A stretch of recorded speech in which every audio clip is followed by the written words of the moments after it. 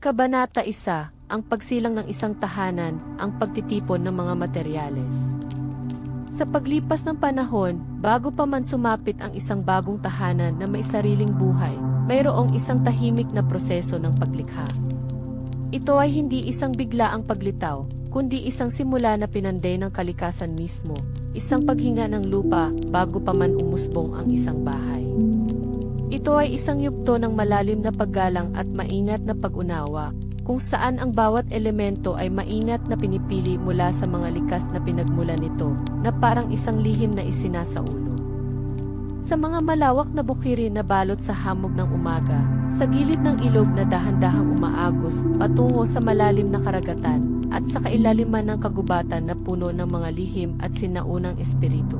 Naroon ang mga sangkap ang mga puso ng bahay kubo na naghihintay na maging isa. Ang pangunahin sa lahat ay ang kawayan. Ito ay hindi lamang isang halaman na lumalaki sa lupa, na parang isang simpleng damo, kundi isang kaloob ng lupa mismo. Sumisipsip ito ng liwanag ng araw sa bawat dumaan na umaga, na nagiging ginto ang kanyang balat at nagtatago ng mga kwento ng mga hangin na humihip at mga ulang bumuhos sa bawat hibla nito, mga kwento na binubulong ng kalikasan. Ang mga matataas na kawayan na sumasayaw sa ihip ng hangin na halos hindi marinig, na parang isang koro ng kalikasan, ay pinipili ng may pag-iingat at kaalaman dahil ang bawat uri ay may sariling lakas, at bawat isa ay may sariling layunin sa pagtatayo. Ang kanilang pagputol ay hindi isang malakas o nakakagulat na tunog na magpapagising sa natutulog na kalikasan, kundi isang malumanay na pagtanggap, isang hininga ng kalikasan na nagpapahintulot sa pagkuha, isang paggalang sa pagkuha mula sa kalikasan, na parang isang bulong ng pasasalamat na lumulutang sa hangin.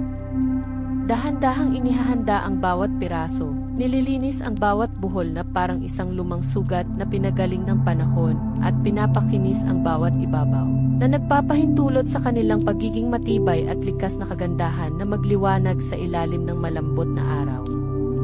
Naririnig ba ninyo ang banayad na paghampas ng matatalas na kagamitan sa kawayan? Ito ay ang simula ng isang himig ng paglikha, isang mabagal na prelude sa pagbuo ng isang kanlungan, isang tunog na kasing payapa ng pagtulog. Kasama ng kawayan, naroon din ang dahon ng nipa. Ang nipa, na matatagpuan sa mga latsyaan at tabing ilog, kung saan ang tubig ay dahan-dahang dumadaloy at nagbibigay ng buhay, ay nagbibigay ng bubong at dingding na magiging kanlungan.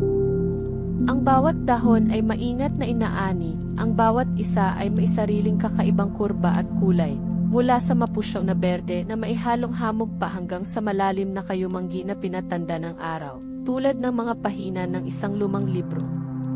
Ang mga dahon na ito ay maingat na itinatali, pinapatuyo sa ilalim ng malumanay na araw na hindi nagmamadali, at inihahanda upang maging takip isang proteksyon laban sa ulan at sa init ng araw, isang kumot na yari sa kalikasan mismo. Ang kanilang paghahanda ay isang sayaw ng kamay, isang ritual ng pasensya, kung saan ang bawat paggalaw ay sadyang at mailayunin, tulad ng isang meditasyon. Ang hangin na dahan-dahang dumadaan sa mga dahon ay lumilikha ng isang malumanay na tunog, na parang isang bulong ng mga lihim na alam lamang ng kalikasan. Ang mga sangkap na ito, kawayan at nipa, ay pinagsasama ng may karunungan na ipinasa sa bawat henerasyon, isang kaalaman na matatagpuan sa mga kamay ng mga ninuno na nagtayo rin ng kanilang sariling mga pangarap.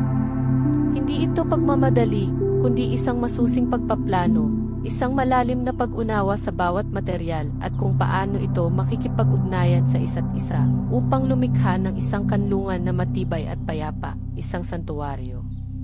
Ang hangin ay tila nagdadala ng mga bulong ng pag-asa habang ang mga piraso ay dahan-dahang pinagbubuklod, naghihintay sa kanilang pagiging isang ganap na tahanan, isang lugar na puno ng mga kwento na darating at mga alaalang lilikhain.